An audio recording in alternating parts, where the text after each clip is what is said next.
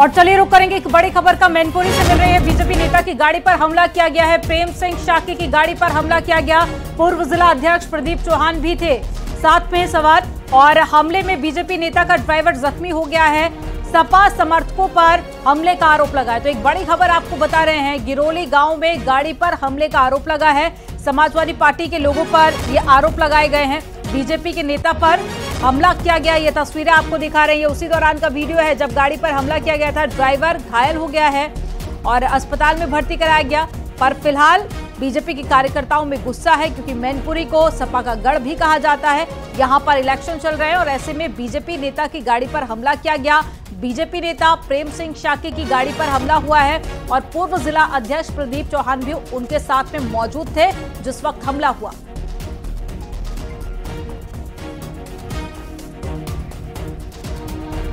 और ज्यादा जानकारी के साथ में देवेंद्र जुड़ गए। देवेंद्र, बताइए क्या अपडेट?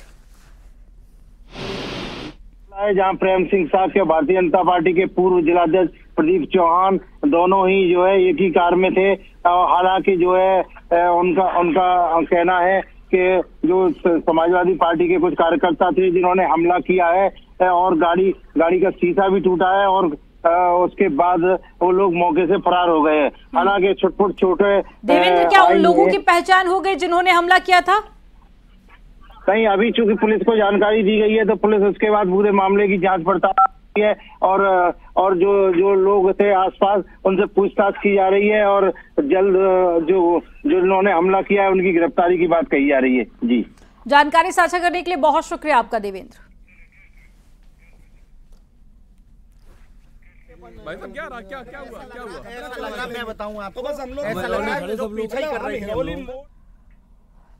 तो चलिए भुवन भास्कर जी का रुख कर लेते हैं। सर, बीजेपी नेता की गाड़ी पर हमला हुआ है, आरोप लगा रहे हैं कि समाजवादी पार्टी के कार्यकर्ताओं ने हमला किया है। इस प्रकार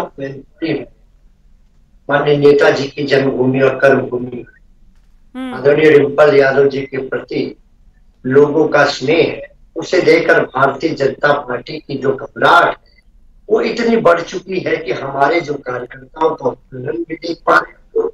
और ये तो जांच का विषय है कि हमला स्वघोषित है या क्या है, जांच के बाद का विषय पता चलेगा।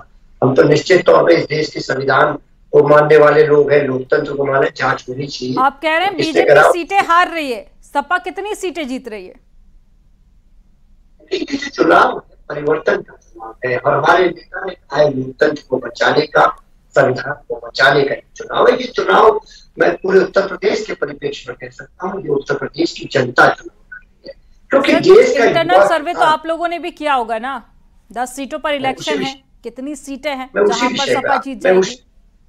मैं उसी विषय का कह रहा हूँ इस बार, मैं उसी विषय का कह रहा हूँ। जिम्मेदार चैनल पे जिम्मेदार प्रवक्ता की हैसियत से देश जो युवा, किसान और महिला है अपने आप को ठगा हुआ महसूस कर रहे हैं, क्योंकि 7 साल का योगी जी का सर, आप जिन मुद्दों को उठा रहे हैं ना, आप जिन मुद्दों को उठा रहे हैं, कई लोगों से हमारी बातचीत हुई पिछले इलेक्शन में, मैं भी ग्राउंड जीरो पर थी, लेकिन जो मुद्दे बीजेपी उठा रही थी उसका जिक्र जनता करती है, लेकिन आप जिन मुद्दों का जिक्र करते हैं वो जनता के बीच में बहुत कम सुनने को मिलते हैं, या तो आप उन तक पहुंचा नहीं पाए वो मुद्दे। देखिए, आप भी ग्राउंड में गई, आपका मैं सम्मान भी करता हूँ, आप प्रतिष्ठित होंगे, मैं भी मैनपुरी से आया और मैं आपको बहुत जिम्मेदारी से बताना चाहता हूँ। 1 हफ्ते का प्रचार करके मैं भी आया।